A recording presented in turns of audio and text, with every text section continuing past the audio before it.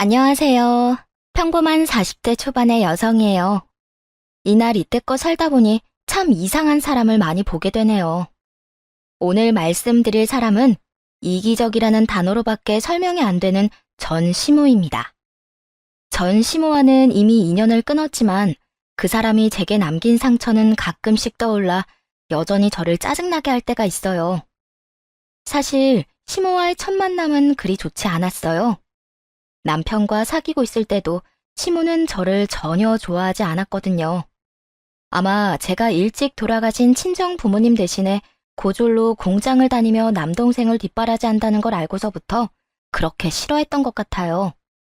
남편은 나쁜 사람은 아니지만 좀 고지식한 면이 있어서 다른 사람에게 그걸 감추려고 하거나 사실을 축소해서 말하는 사람은 아니었거든요.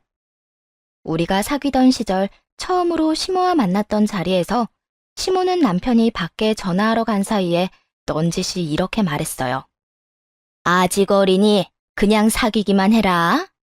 나는 너처럼 부모도 없고 부양해야 할 가족이 있는 집이랑은 사돈 맺기 싫으니까. 결혼도 어느 정도 맞는 사람끼리 해야 되지 않니? 그러니 이쯤에서 사랑놀이 그만하고 적당히 때려치워. 알았니? 그 말이 정말 큰 상처가 되었어요.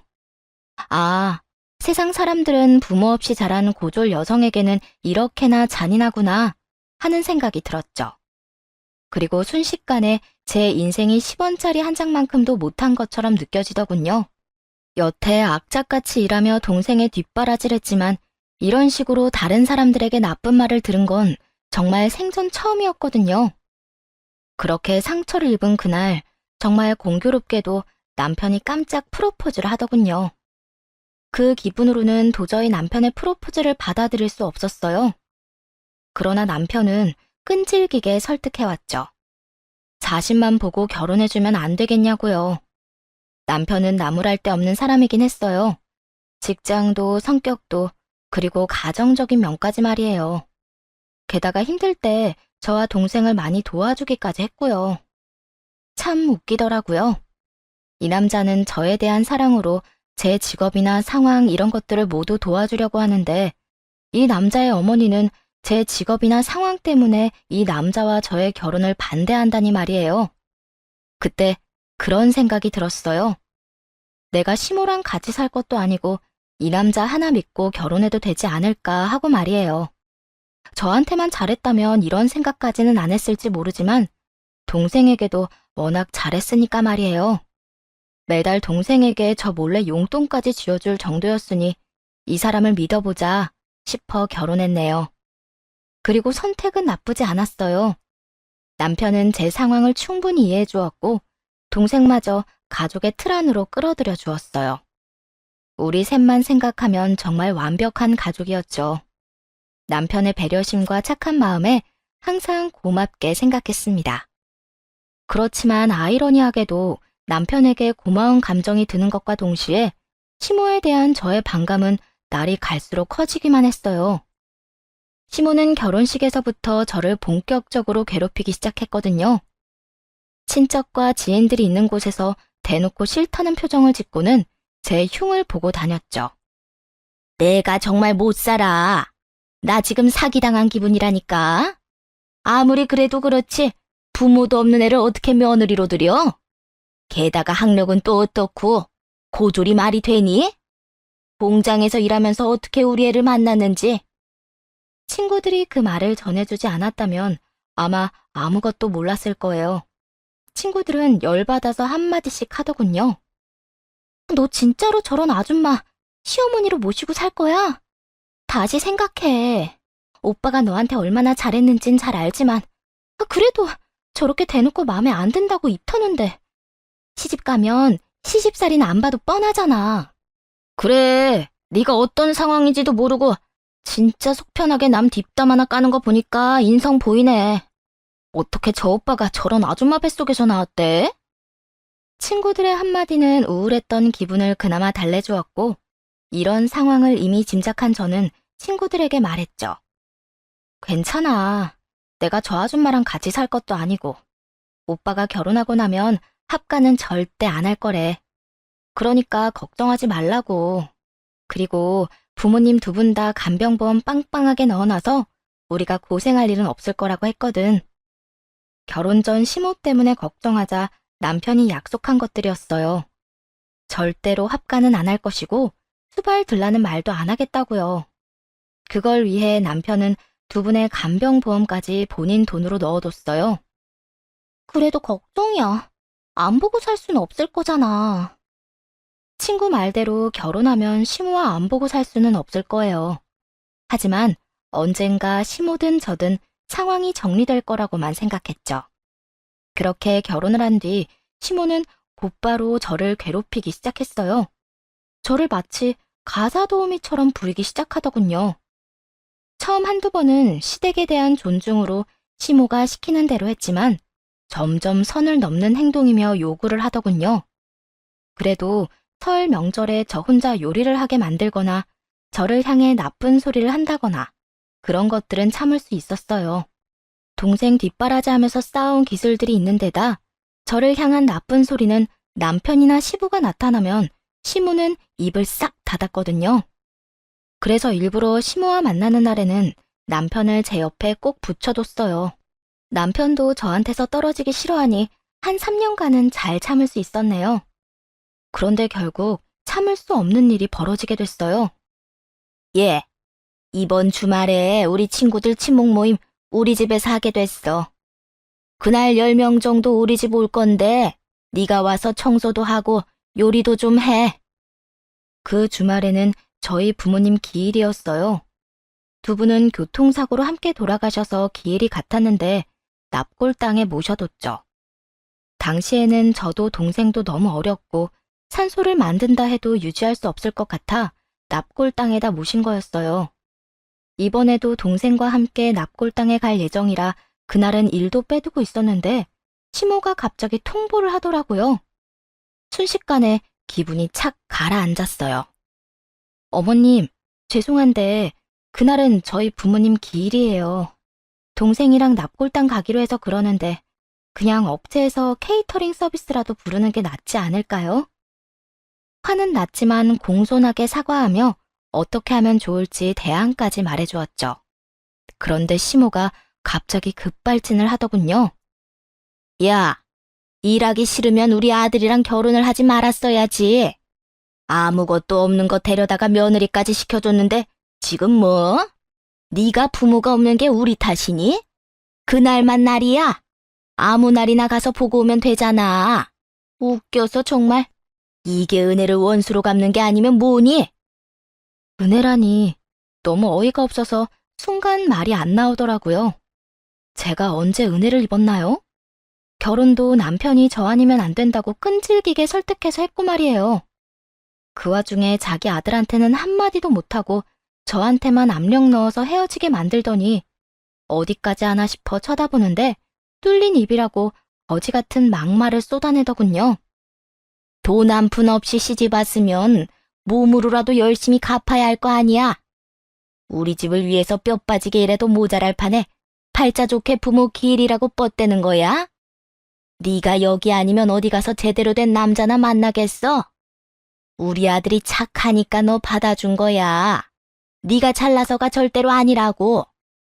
끝도 없이 사람을 매도하는 시모를 보며 시모와의 관계에 집착할 필요가 없다는 걸 절실히 깨닫게 됐어요. 언젠가는 바뀌겠지. 내가 열심히 하면 되겠지. 그런 생각 같은 건 다 버리기로 했네요. 저딴 말을 생각 없이 꺼낸 자하고는 가까워질 생각도 없고 그럴 수도 없을 것 같았거든요. 가만히 듣고 있다가 좋은 생각이 떠올라 시모에게 말했죠. 이번 주말 일하러 갈게요. 대신 음식은 저희 집에서 만들어서 가지고 갈게요. 그럼 됐나요? 되긴 뭐가 돼. 와서 청소도 하고 정리도 해야지. 10인분 요리하면 힘 빠져서 아무것도 못할 거예요. 남편이 그거 보고 어머님한테 따져도 괜찮으면 그렇게 하고요. 여전히 제 남편은 시모에게는 든든한 방어막이었어요. 남편을 들먹이자 시모도 더 이상 요구하지는 않더군요. 사실 남편을 들먹이면 요리도 안 해도 됐을 거예요. 납골당 갈 때 남편에게 같이 가자고 한다면 시모도 더 이상 뭐라고 하지 못했을 테지만 그보다 강력한 한 방을 먹이고 싶었거든요. 그렇게 열심히 요리를 준비하기 시작했어요. 식재료부터 사고 밑준비부터 시작해서 토요일 아침부터 점심때까지 열심히 요리를 해서 큰 반찬통 몇 개의 요리를 담아 시댁으로 향했죠. 일부러 모임 시간 딱 맞춰서 시댁에 도착했어요. 갔더니 역시 사람들이 먼저 도착해 있더라고요. 시모는 저를 보며 화를 내더군요. 얘, 왜 이렇게 늦은 거야? 손님들 이렇게 다 와서 기다리는데. 어서 음식부터 세팅해라. 다들 배고프신데. 그 말에 저는 알겠다 대답하고 아주 흥겹고 즐거운 마음으로 거실 중앙에 마련된 커다란 좌식 식탁에 상을 차리기 시작했어요.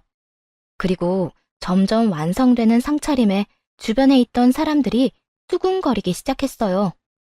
시모는 그것도 모르고 입구 쪽에서 친구들을 맞이하고 있더군요. 만든 요리를 상에다 올리고 시모를 불렀어요. 어머님, 상 다 차렸어요.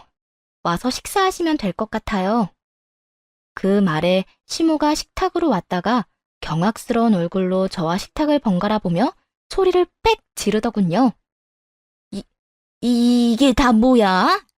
너 미친 거 아니냐? 친목 모임에 무슨 제사상을 차려놨어? 맞아요. 제가 차린 건 삼색나물에 탕국, 조기에 산적, 꼬치까지 완벽한 제사상 차림이었거든요. 제기가 아니라 하얀색 도자기 접시에 놓여있을 뿐인 제사상이었죠. 게다가 준비한 디저트도 마찬가지였어요. 튼실한 배와 사과를 윗동을 깎아 접시에 쌓아 올려놨더니 모양이 좋더라고요. 시모가 요리 준비하라고 했을 때 그런 생각이 들었거든요. 우리 부모님 납골당에 모시느라 여태 제사상도 제대로 못 받으셨는데 이번 기회에 제사상 한번 잘 차려드리면 좋을 것 같다고요. 그렇게 생각하니 시모 친목을 위한 요리인데도 정말 즐겁게 요리를 할 수 있었고 말이에요. 시모는 켜켜이 쌓인 제사상을 보더니 소리를 지르더군요. 너 지금 나한테 개기는 거야? 내가 요리하라고 했다고 지금 이렇게 제사상 차려서 나 엿먹이는 거냐고. 무슨 그런 말씀을 하세요. 제가 오늘이 우리 부모님 기일이라고 말씀드렸는데도 오늘 요리하라고 시킨 건 어머님이잖아요. 무조건 하라고 하시길래 저도 열심히 준비한 거예요. 다만 부모님 생각이 떠올라서 제사에 올라갈 음식을 만들고 싶더라고요. 그게 제 탓은 아니죠. 아무것도 모른다는 표정으로 시모에게 말했어요. 사실 일부러 여기 온 사람들에게 다 들으라고 한 말이었어요. 며느리 부모 기일에 며느리 붙잡아다 요리시킨 천하의 몹쓸 시모라는 걸 모두에게 알리고 싶었으니까요. 너 그걸 지금 말이라고? 무슨 요리를 해오라고 지정해주지 않은 건 어머님이시잖아요. 제가 제사 음식 만들었다고 해서 문제가 있나요? 그렇게 말하는데 역시나 시모 지인들이 수군거리더군요. 어머, 부모 기일에도 못 가게 하고 요리하도록 만들었다고? 너무한 거 아니야? 아무리 마음에 안 드는 며느리라고 해도. 그러니까 이번에는 제가 100번 1000번 잘못했네. 아무리 미워도 부모님 기일에 일 시키는 건 좀 아니잖아. 그 수군거림에 시모의 얼굴은 더 빨개졌고 이내 더 큰 문제가 터졌어요. 물론 시모에게 말이죠. 방문을 열고 시부가 나왔거든요. 시부까지 있을 거라고 생각도 못했는데 아주 좋았죠. 이게 다 뭐야? 이게 무슨 제사상이냐? 아버님, 오늘 저희 부모님 기일인데 어머님이 가지 말고 오늘 모임 있으니 요리를 하라고 하셔서요. 그런데 요리를 하다 보니 부모님 생각이 나서 제사 음식을 좀 만들었어요. 그랬더니 어머님이 화가 나셨나 봐요. 시부가 그 이야기를 듣더니 얼굴이 시뻘겋게 달아오르더군요. 부끄러운 건 둘째치고 화가 엄청 나신 것 같더라고요. 당신 뭐 하는 짓이야? 아무리 며느리가 마음에 안 든다고 해도 이런 짓까지 저지르는 게 말이나 돼? 부모님 기일에 어떻게 모임 요리나 하라고 시켜? 진짜 치매라도 걸린 거야 뭐야, 어? 여보, 왜 나한테 그래요? 저것이 나 골탕 먹이려고 한 거잖아요. 자기 부모 길에 못 가게 했다고. 시모 말에 시부가 더 열이 받았는지 얼굴이 더 벌개지더라고요. 부모 길에 못 가게 한 게 별거 아니라는 것처럼 말하는 시모 때문이었죠. 골탕 먹을 만한 짓을 했잖아, 당신이. 아무리 그래도 어떻게 돌아가신 고인분들을 상대로 당신은 이런 짓을 저지를 수가 있어? 조용히 지나가도 모자랄 날에 못 가게 막은 것도 모자라서 요리를 해오라고 시키다니.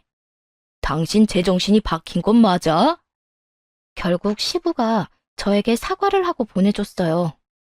위에 올려둔 제사 음식을 모조리 다시 반찬통에 넣어서 가지고 동생네 집으로 향했어요. 밖으로 나오는 동안 들리는 시부의 욕설과 잔소리에 어찌나 속이 시원하던지요.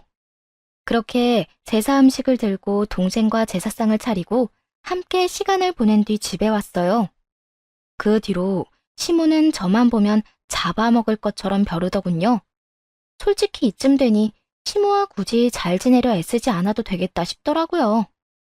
그렇게 저만 속 편하게 3년을 더 보냈어요.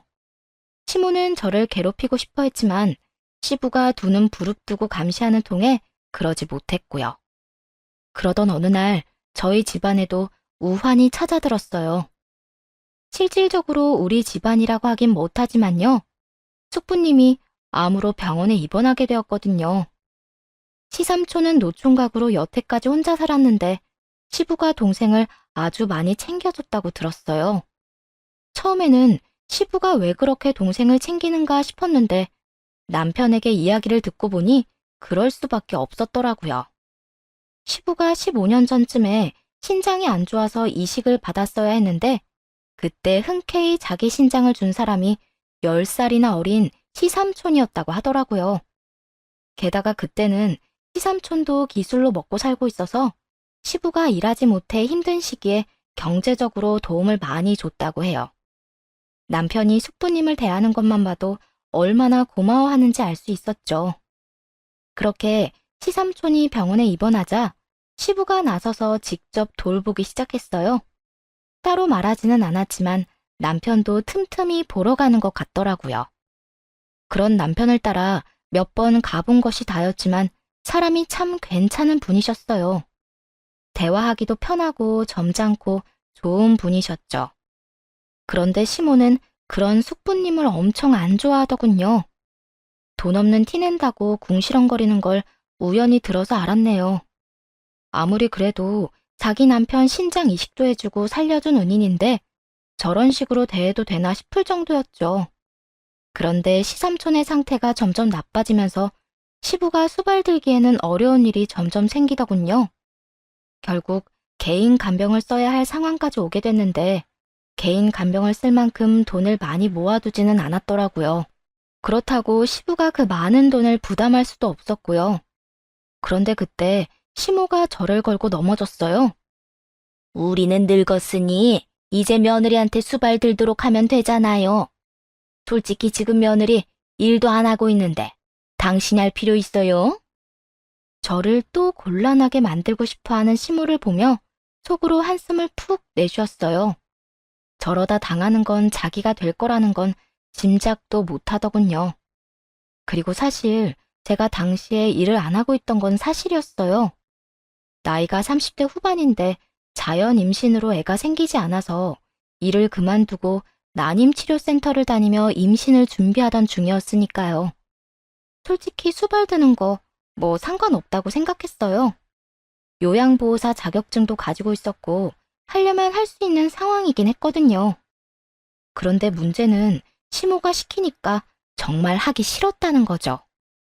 그 상황에서 시부는 제 눈치를 보고만 있었고 남편은 고개를 숙이며 애원을 하더군요. 여보, 내가 일을 안 하고 있지만 임신하려고 그런 거잖아. 이번 기회에 애를 못 가지면 언제 애를 가질 수 있을지 모르는데 그러다가 애 잃으면 더 힘들 것 같아. 알아. 나도 애 갖고 싶어서 열심히 치료센터 다니고 있잖아. 그치만 삼촌이 우리 집에 해준 거 생각하면 지금 당장 내가 일이라도 그만두고 돌봐드리고 싶거든.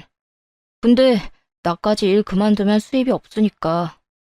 우리 아버지 살려준 삼촌 일이라 내가 은혜 갚고 싶지만 그럴 수 없으니 당신한테 한 번만 부탁할게. 사실 의사도 오래 살 수는 없을 거라고 했고 2, 3개월 정도뿐이라고 했으니까 어떻게 안 될까? 처음 입원한 게 1년 전이었고 그때도 치료를 안 받으면 3개월 안에 죽는다고 했으니 사실 올해 연명 치료를 하긴 했어요.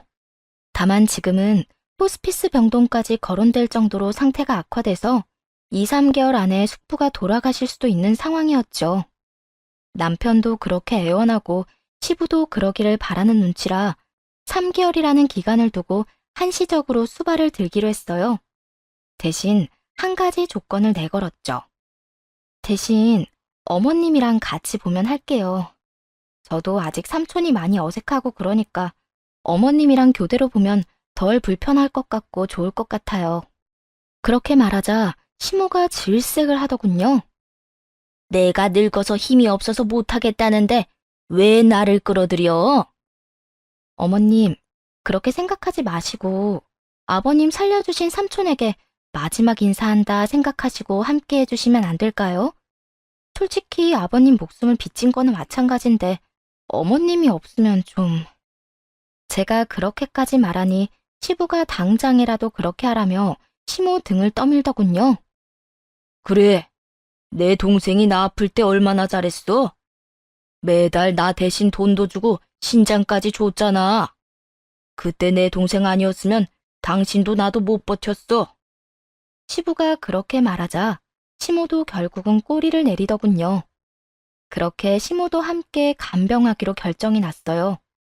하지만 시모는 병원에 한 번도 들리지 않았어요. 충분히 예상 가능한 일이었죠. 그 이기적이고 괴팍한 시모가 간병을 올 리가 있겠어요? 그럼에도 제가 시모를 걸고 넘어진 건 모두 다음을 위한 것이었죠.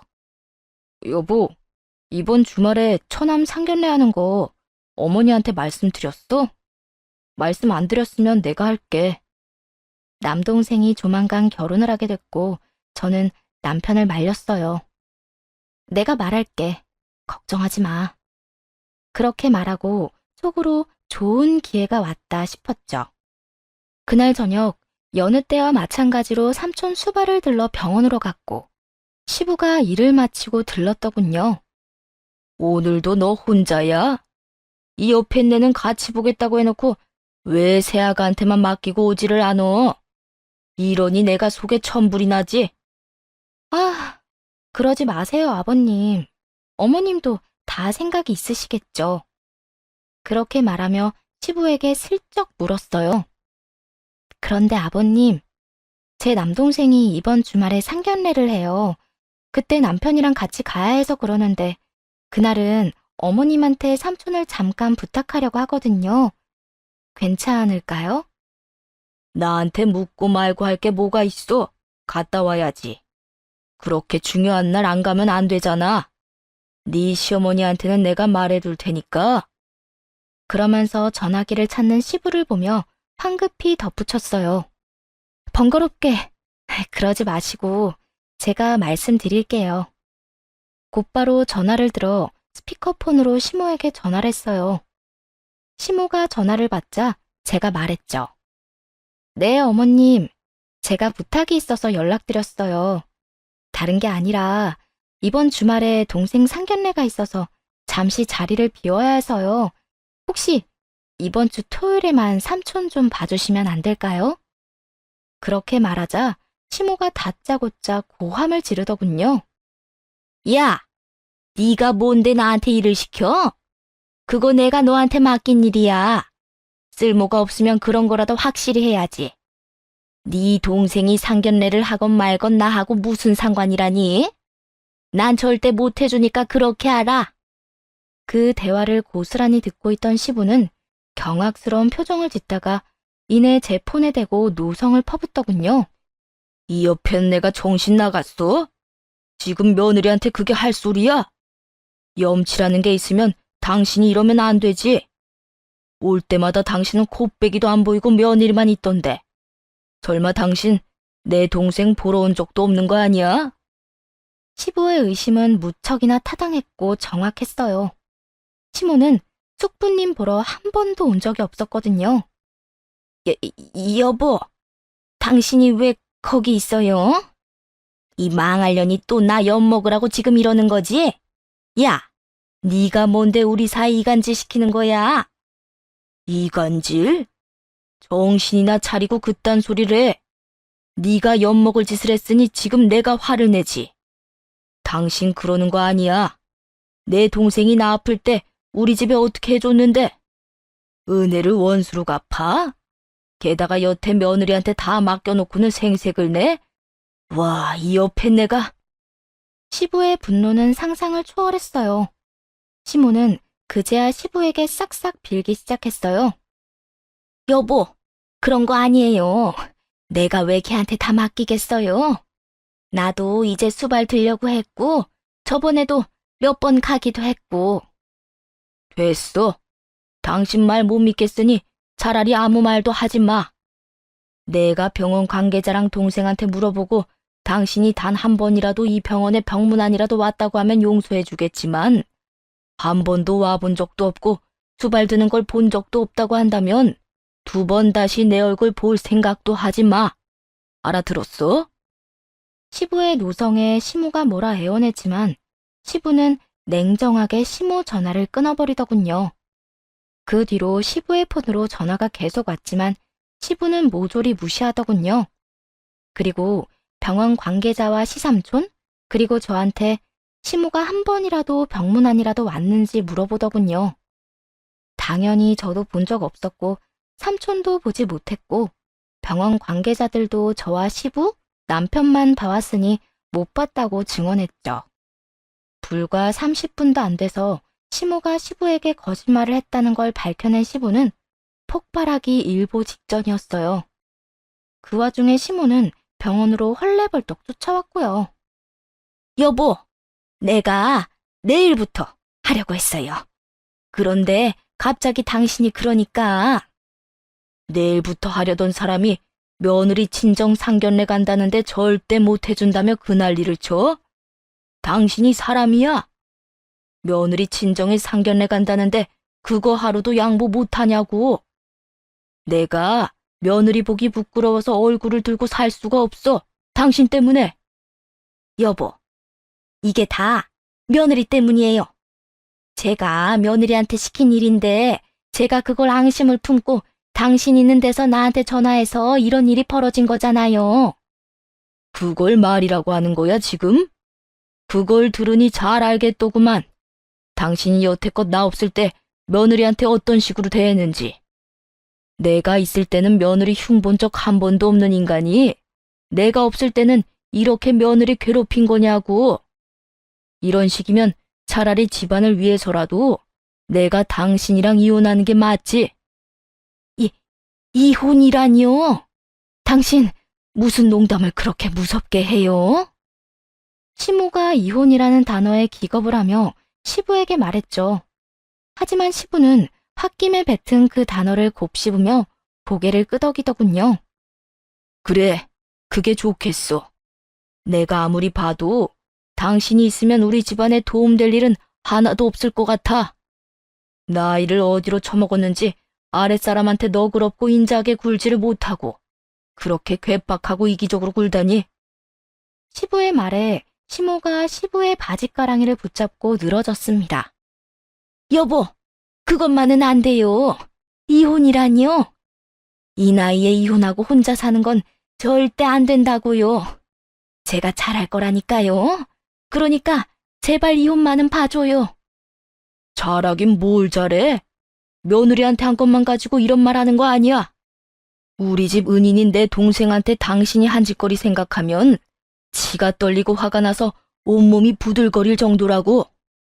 당신이 우리 집안 생각했으면 며느리 대신 불쌍한 내 동생 마지막이 될지도 모를 길에 위로라도 해줬어야지. 어떻게 형수라는 인간이 은혜를 그렇게 입고도 병문안 한 번을 안 와? 그래서 지금 이렇게 왔잖아요. 제가 진짜로 내일부터 며느리 대신 보려고 했어요. 진짜예요. 제 말 믿어줘요, 여보. 그런 사람이 이번 주말에 있을 며느리 친정 상견례에도 대신 못 오겠다고 그 난리를 떨었어? 입에 침이나 바르고 거짓말을 해, 이 망할 여편네야. 시부의 분노는 극에 달했고 결국 시무는 어떤 변명으로도 시부를 달랠 수 없었어요. 이미 시부의 마음속에는 시무에 대해 괘씸한 감정이 자리하고 있었거든요. 솔직히 시삼촌에 대한 시부의 애틋한 마음은 알고 있었지만 이렇게 이혼이라는 말을 꺼낼 정도로 아낄 줄은 몰랐는데 말이에요. 하긴 저라도 제 가족에게 장기 이식해준 사람이라면 정말 감사한 마음으로 뭐든 했을 거예요. 그게 사람의 도리이기도 하고요. 그런데 그런 도리를 내팽개치고 그저 이기적으로 구는 시부에게 시부가 그렇게 행동하는 것도 이상한 건 아니었죠. 시부와 시모가 한창 싸우더니 시부가 이렇게 말하더군요. 세아가, 미안하다. 내가 정말 이런 상황이 될 줄은 몰랐어. 주말에는 내가 동생 보고 있을 테니 너는 사돈 총각 상견례 잘하고 와. 그리고 내가 네 계좌로 돈 좀 붙여줄 테니 그걸로 좋은 옷 사입고 그렇게 갔다 와. 그렇게 말하며 시부가 곧바로 돈을 붙여주시더군요. 아버님, 이렇게까지 안 주셔도 되는데요. 들어온 액수가 거의 500만 원 정도 돼서 깜짝 놀랐어요. 그런데 시부가 고개를 저으며 그러더군요. 큰 돈도 아니다. 네가 여태 이렇게 힘들 줄 알았다면 내가 이런 부탁하지도 않았을 거다.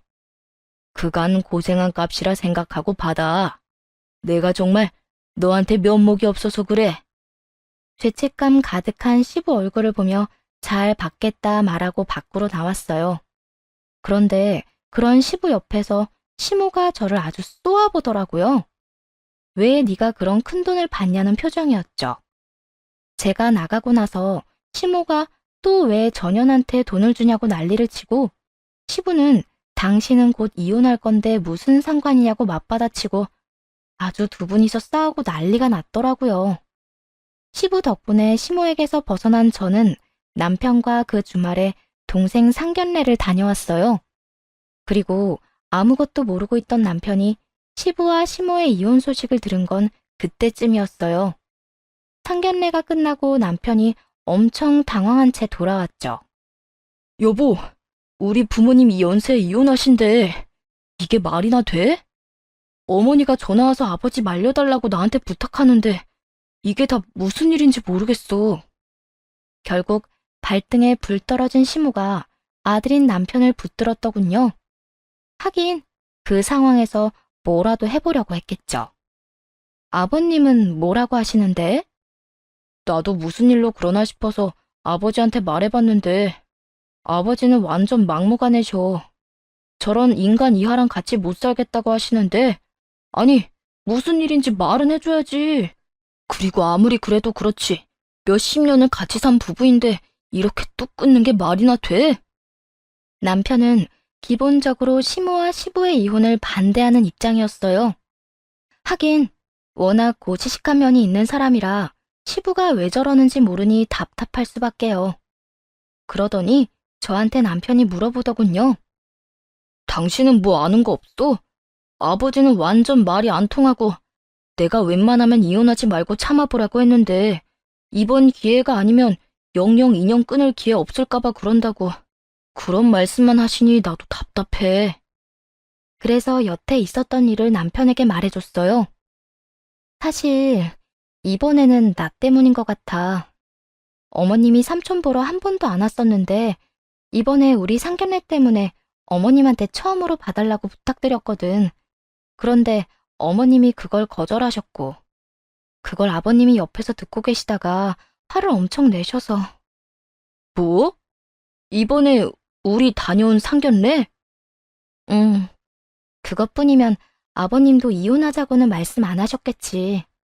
그거보다는 아마 어머님이 한 번도 삼촌 입원한 병원에 와본 적 없는 걸 아버님이 아셔서 그랬던 것 같기도 하고. 남편이 눈이 커다랗게 뜨며 쳐다보더군요. 이제까지 어머니랑 같이 삼촌 본 거 아니었어? 내가 삼촌 수발 들었던 시간 동안에는 어머님 오신 적 한 번도 없어. 사실 그것도 아버님이 병원 관계자 통해서 알아본 거라서 나도 자세한 건 잘 몰라. 남편은 경악하더니 한숨을 푹 쉬고는 고개를 푹 숙이더군요. 아, 여보, 미안해.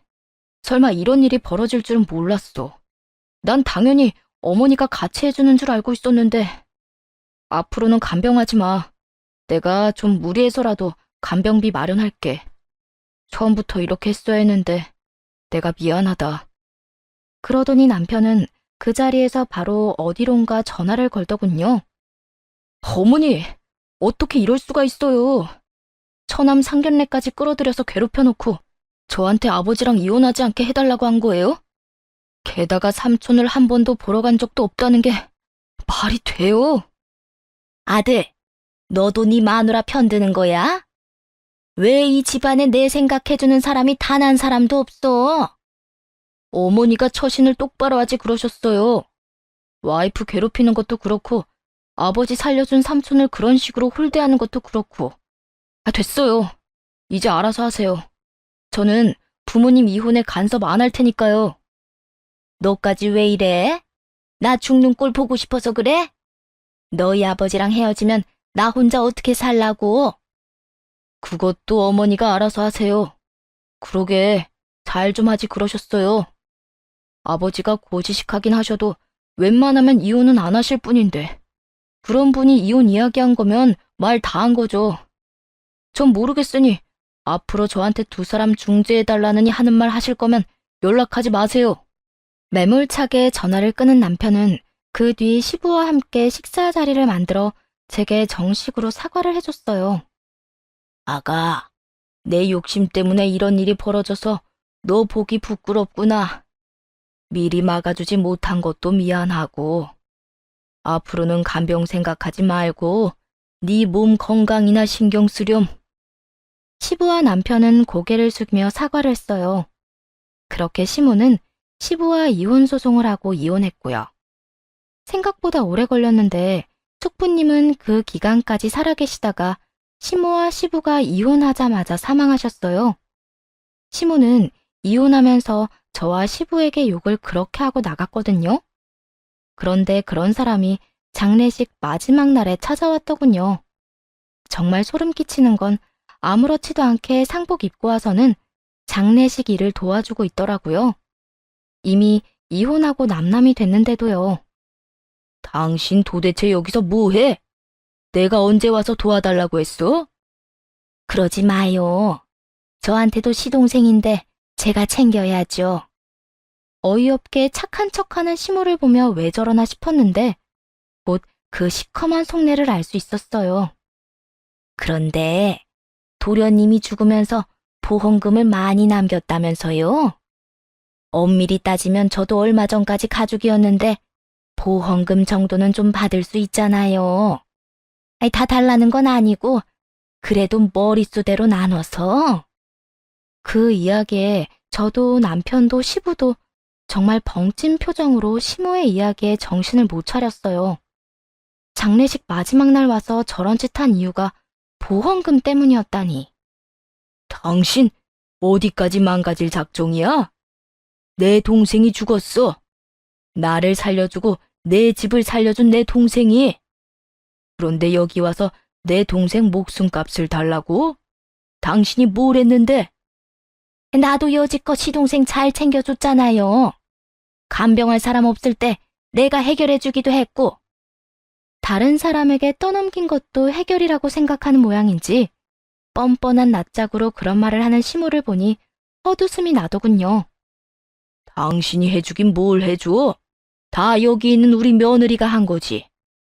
당신이 한 짓이라고는 내 동생이 혼자 노총각으로 살면서 돈 못 번다는 소리하며 무시한 거밖에 더 있어? 게다가 내 동생 간병해준 며느리 괴롭히기만 했지. 시부의 분노는 상상을 초월했어요. 이혼을 했으니 이제 다 끝났다고 생각했는데 저렇게 와서 땡깡을 피우니 속에 천불이 날 수밖에요. 보험금 가지고 싶어? 그런데 어째? 그거 여태 내 동생 돌봐준 며느리한테 다 돌아갈 건데 당신한테는 한 푼도 없어. 시부의 말은 저도 처음 듣는 말이었어요. 시삼촌에게 보험금이 있다는 이야기는 들었는데 당연히 그건 법정 상속인이 가져간다고 생각하고 있었거든요. 그런데 갑자기 시부가 저런 말을 하길래 저도 당황한 상태였죠. 그런데 저보다 더 당황한 사람이 시모더라고요. 아니, 왜 쟤한테 다 가는 건데요? 당신이 혈육이고 우리 아들이 있는데, 그리고 그렇게 치면 나한테도 지분이 있어야 하잖아요. 저한테 돈이 돌아오면 돈 한 푼 못 받을 거라고 생각한 시모가 다급하게 소리를 지르며 화를 내더군요. 시부가 한심한 표정으로 시모를 쳐다보더니 이렇게 말했습니다. 당신이 그렇게 홀대한 내 동생이 정한 거야. 고마운 사람한테 나눠주라고 했는데 그 안에 당신 이름은 없으니까 제발 여기서 헛짓거리 하지 말고 나가. 동생 가는 길 부정 타게 하지 말고. 이럴 수는 없어요. 왜 내가 한 푼도 못 받아? 나는 이혼까지 당하고 지금 이렇게 비루하게 사는데 어떻게 며느리 때문에 나를 버릴 수가 있냐고요? 몇십 년 같이 산 저보다 며느리가 더 중요해요? 끝까지 모든 것이 제 탓이라 말하는 시모를 보며 시부가 가슴을 주먹으로 내려치며 화를 버럭 냈어요. 며느리 때문에 당신이랑 이혼한 게 아니야. 당신이 이러니까 내가 당신이랑 이혼한 거지. 지금도 보라고. 장례식장에 와서 내 동생 목숨값 달라고 떼쓰는 당신 모습 좀 보라고. 이게 인간이 할 짓이야? 짐승도 이런 짓은 못해. 살아서도 대접 못 받은 내 동생인데 죽어서까지 돈으로 취급받아야 해? 아들, 너는 내 마음 이해하지? 나 너무 억울하게 이혼하고 지금 이러고 있는 거 불쌍하지도 않니? 응? 저한테 그런 이야기 하지 마세요. 저는 어머니 마음 같은 거 이해도 못하겠어요. 이혼하게 된 것도 모두 와이프 탓만 하시고 제 와이프가 뭘 잘못했는데요? 어머니 대신해서 삼촌 간병하면서 난임 치료까지 하면서 얼마나 마음고생이 심했는데 그런 와이프를 위로를 해주지는 못할 망정 괴롭히기나 했잖아요. 시어머니와 며느리라는 건 다 그런 거야. 서로 이해도 못하고 이해도 안 되는 그런 사이. 내가 낳은 아들이 왜 내 편을 안 들고 며느리 편을 들어? 말이 아예 안 통하네요. 됐어요. 어머니랑 더 이상 이야기하고 싶지 않으니 나가세요. 고인 가시는 길에 방해만 하고 있지 마시고요. 혹시라도 와이프한테 와서 돈 내놓으라고 하거나 협박하시면 저 진짜로 신고할 생각이니 그렇게 아세요? 시모는 마치 하늘이 무너져 내리는 듯한 표정으로 말을 잇지 못하더군요. 아들은 무조건 자기 편을 들어줄 거라고 생각한 모양이었어요. 결국 남편과 시부의 분노 때문에 시모는 쫓겨나고 말았죠. 남편도 시부도 고래의 고함을 지르는 시모에게 눈길 한 번 주지 않았어요. 남편은 저를 신경 쓸 뿐이었고 시부는 불쾌한 표정으로 연신 한숨만 푹푹 내쉬더군요. 다른 사람들한테 붙들려 나가는 시모를 보며 고개를 저었네요. 그러게 진작 있을 때 잘했어야죠. 사람이 은혜를 입고도 저렇게 뻔뻔하게 구니 도와주는 사람이 하나도 없는 거 아니겠어요? 이런 일이 있으면 옆에서 거들어줄 사람이 하나라도 있기 마련인데 그런 사람도 없이 홀로 와서 저렇게 쫓겨나는 걸 보니 시모가 살아온 세월이 어땠는지 저절로 그려지더군요. 나중에 시부에게 들어보니 시삼촌이 혼자 살면서 남긴 건 많지 않다고 하더라고요. 모아둔 돈은 긴 투병 동안 다 써버린 상태였고 그나마 보험금만이 남았다고요. 시부는 그 보험금으로 남은 병원비와 장례식장 비용을 내고 나머지 대부분의 보험금을 저한테 주셨어요. 아버님, 이렇게까지 안 하셔도 돼요. 저야말로 몇 달 간병하지도 않았는데. 솔직히 평생 본 사람도 아니고 죽기 전 몇 달간 간병한 사이일 뿐인데 그런 돈을 받는다는 게 죄송하기도 했죠. 그런데 시부가 고개를 저으며 그러시더군요. 그동안 아무것도 모르고 고생하게 만들어서 미안해서 그래. 그리고 이건 내 생각이 아니라 내 동생 생각이기도 하고. 마지막에 네가 옆에 있어줘서 참 좋았다고 하더라. 위로도 되고 말 상대가 있어서 힘든 것도 잘 이겨냈다고. 남편도 옆에서 거들더군요. 나도 똑같은 마음이야. 은혜를 갚아야 할 사람이 우리 가족인데 당신이 은혜를 갚았으니 그 돈은 당신 거야. 그러니까 당신 원하는 대로 써. 그게 삼촌이 원하는 거니까. 그렇게 저는 숙부님이 남긴 보험금을 받았어요. 주변 상황이 뭐랄까 굉장히 깔끔하게 정리돼서 그런지 몇 달 뒤에 바로 임신이 됐어요. 자연 임신으로 임신이 될 거라고는 상상도 못했는데 그렇게 아이를 가지니 남편도 시부도 엄청 좋아해줬어요. 저한테 복덩이라며 제 아들한테도 엄청 마음을 쏟아주니 저야말로 더 고맙더라고요. 사실 아직까지도 시모가 저희 집에 찾아오기는 해요. 끈질긴 사람이죠. 시모가 손주를 핑계로 찾아와서는 돈 이야기를 꺼낼 때면 시부와 남편이 저보다 더 열받아하며 쫓아내주곤 합니다. 사실 두 사람도 시모를 장례식장에서 그렇게 쫓아내고 측은한 마음이 들기는 했었나 보더라고요. 그래서 마음이 약해지던 때였는데 손주 핑계로 와서는 저한테 돈 내놓으라고 하는 걸 보고는 도리어 정이 확 더 떨어져 아예 일말의 동정심마저도 사라졌나 보더군요. 참 자기 무덤 파는 것도 재주라면 재주예요. 그렇게 시부와 남편은 시모의 마수에서 저와 제 아들을 지켜주고 있어요. 시간이 약이라고 하지만 시모에게는 그 약도 안 듣는 것 같네요. 언젠가는 정신 차릴 거라 생각하면서도 이미 일은 다 된 사람이 쉬이 바뀔 거라는 생각은 안 드네요. 시모가 바뀌지 않은 덕분에 제 주변이 편해졌으니 그것만큼은 감사할 일인가 싶기도 하지만요. 길었던 고부 갈등 이야기 들어주셔서 감사합니다. 편안한 하루 보내시길 바래요.